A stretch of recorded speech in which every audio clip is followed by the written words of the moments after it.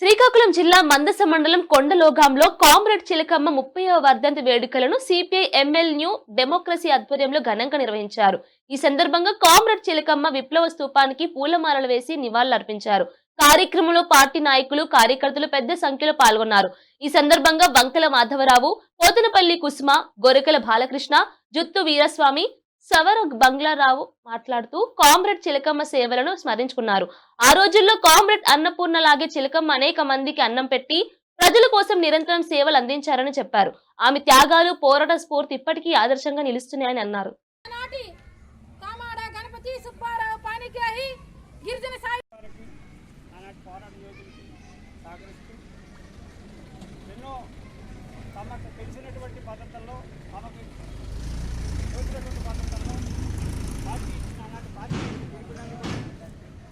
సమాచారాన్ని కూడా పార్టీకి శత్రు సమాచారాన్ని కూడా అందించేటువంటి ప్రధానమైన పాత్రగా పోషించింది. అదే క్రమంలో టెక్నికల్ విషయాలు కూడా చాలా చేసిన తర్వాత వీరులు, అమరవీరులు, అలాగే కుమారన్న దియక్క వాళ్ళ ద్వారా తెలిసినటువంటి అంశాలు ఏంటంటే, చిలకమ్మ ఒక గిరిజన మహిళగా పుట్టి ఆమె ఉద్యమానికి పెద్ద సేవ చేసింది, చాలా సేవ చేసింది. అది కూడా ఎలాంటి సేవ అంటే టెక్నికల్గా కష్టమైన సేవ, శత్రువు మధ్య సమాచారం ఏజెన్సీ నుంచి ఉద్దానం నుంచి ఏజెన్సీ అటువంటి నాయకులకి అందజేసే ప్రధానమైన పాత్ర పోషించింది.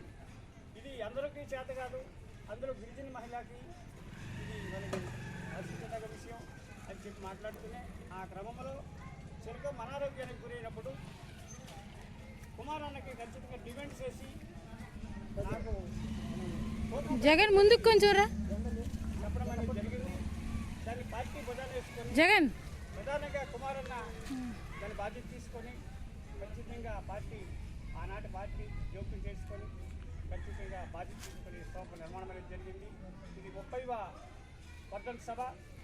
ఈ వర్ధంతి సభ ఈరోజు భారత విప్లవోద్యమంలో ఆర్ఎస్ఎస్ బీజేపీ ప్రభుత్వం గిరిజనులను తరిమి కొట్టే ప్రయత్నంలో ఏదైతే అడవుల నుండి ఖనిజ సంపదను దోచుకోవడానికి గిరిజనులందరినీ తరిమి కొట్టే ప్రయత్నం చేస్తుందో దానిలో ఆపరేషన్ కగారు పేరుతో అడ్డుకున్నటువంటి కమ్యూనిస్టు పార్టీలని, మావోయిస్టు పార్టీలని ఈరోజు ఎన్కౌంటర్ల పేరుతో కాల్చి చంపుతూ గిరిజనులందరినీ తరిమేసి గ్రామాలు తరిమేస్తే ఇప్పుడు ఛత్తీస్గఢ్లో యుద్ధం రేగుతుంది. గిరిజనులే మా భూములు మాకు కావాలి, మేముండే ఇల్లు మాకు కావాలనేది గిరిజన సంఘాలుగా, గిరిజన మహిళలుగా యుద్ధాలు రేగుతున్నటువంటి పరిస్థితి మనకు కనిపిస్తుంది. ఆనాటి అమరుల స్ఫూర్తితో కామ్రేడ్ చిలకమ్మ తన ఇక్కడ ఉన్నటువంటి ఎవరైతే కమ్యూనిస్టులో నిజమైన కమ్యూనిస్టులు ఎవరో ఆ నిజమైన కమ్యూనిస్టులకి లోపలికి పంపించేది. ఇక్కడే తన పరీక్షలు పెట్టేసి జెండాలను పెట్టుకుని వచ్చిన ప్రతి ఒక్కరిని కూడా ఆమె ఎలా చేయలేదు, ప్రతి ఒక్కరిని అనుమానించింది, నిజమైన వాళ్ళని పరీక్షించింది.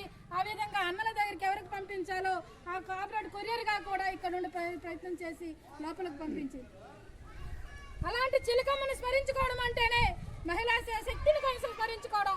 ఈరోజు చిలకమ్మను 30 ఏళ్ళుగా వర్ధంతి సభలు జరుపుతూ ఉన్నామంటే ఇప్పుడు ఉన్నటువంటి ప్రతిని పోనడం, ఏదైతే గిరిజన సంఘ హక్కులను కాలరాస్తున్న ప్రభుత్వాలను ఏవైతున్నాయో, భూముల కోసం ఖనిజ సంపదను కార్పొరేట్లకు దారాదత్తం చేసినటువంటి ప్రభుత్వాలు ఏవైతే ఉన్నాయో వాళ్ళని పోరాటం చేయడం, ఆ ప్రతిని పోవడమే కామ్రేడ్ చిలకమ్మకి ఇచ్చినటువంటి నిజమైన నివాళులని చెప్తూ ఈ అవకాశం ఇచ్చినటువంటి అధ్యక్ష వర్గానికి ధన్యవాదాలు చేస్తూ జోహార్ కామ్రేడ్ చిలకమ్మ, జోహార్ శ్రీకాకుళం అమర వీరులకు, జోహార్ భారత విప్లవోద్యమ అమర వీరులకు, శ్రీకాకుళ గిరిజన సాయుధ రైతాంగ పోరాటం, వర్ధిల్లాలి శ్రీకాకుళ గిరిజన రైతాంగ సాయుధ పోరాటం, వర్ధిల్లాలి శ్రీకాకుళ గిరిజన రైతాంగ పోరాటం,